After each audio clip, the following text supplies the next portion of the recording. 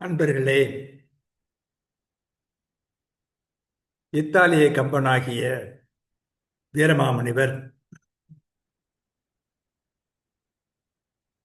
தம்முடைய அற்புதமான காப்பியத்தை ஆக்கும்போது கம்பனை தன்னுடைய முன்மாதிரியாக கொண்டார். அதே வேளையில் விவிலியத்தில் உள்ள பல்வேறு நிகழ்ச்சிகளை மிக அழகாக தொகுத்து தருகிறார். இன்று ஒரு சிலவற்றை அவர் தொகுத்து தருவதை நாம் பார்க்கவிருக்கின்றோம்.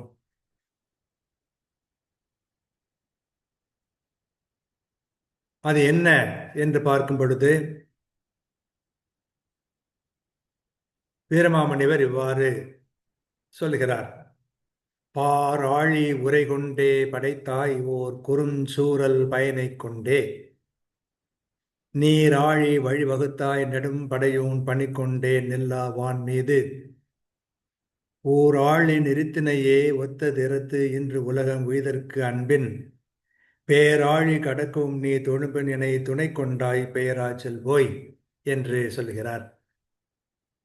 நீங்காத செல்வம் படைத்த ஆண்டவனே, உலகத்தையும் கடலையும் உன் உரை கொண்டே படைத்தாய். ஒரு குறுகிய பிறம்பின் பயனை கொண்டே நீர் நிறைந்த கடலின் இடையே வழி ஏற்படுத்தினாய்.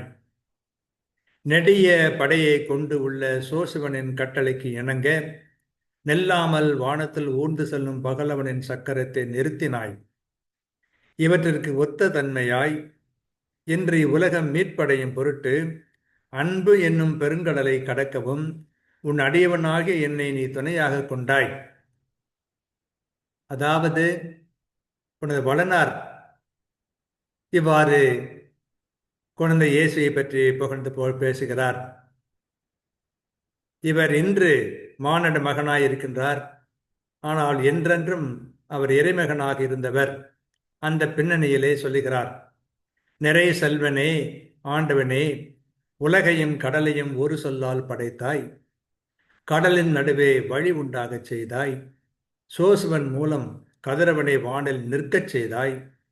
உலகம் மீட்படைய அன்பு கடலாய் உள்ளாய். இந்த அன்பு கடலை கடக்க உன் அடியான் என்னை துணையாக கொண்டாய் என்று சூசை முழங்கினார். பாராழி உரை கொண்டே படைத்தாயோர் குருசூரர் பயனை கொண்டே, நீராழி வழிவகுத்தாய் நடும்படையோன் பணி கொண்டே நில்லா வான்மீ, தூராழி நிறுத்தினையே ஒத்ததிரு தின்று உலகம் உய்தற்கண்பின், பேராழி கடக்க உண்ணி தொழும்பனனை துணையை கொண்டாய் பேராச்சல் போய் என்று கூறுகிறார். இதன் மூலம்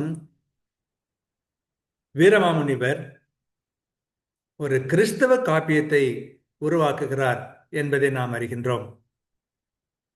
விவிலியத்தில் உள்ள பல்வேறு நிகழ்ச்சிகளை இங்கு நமக்கு தருகிறத அழகாக தருவதை பார்க்கிறோம்.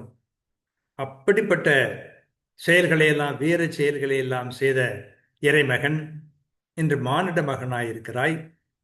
ஆகவே எனக்கு துணையாக இருக்க வேண்டும். உனக்கு நான் துணை என்பதை விட எனக்கு நீ துணை என்பதுதான் பெரிது என்று சொல்வதை பார்க்கிறோம்.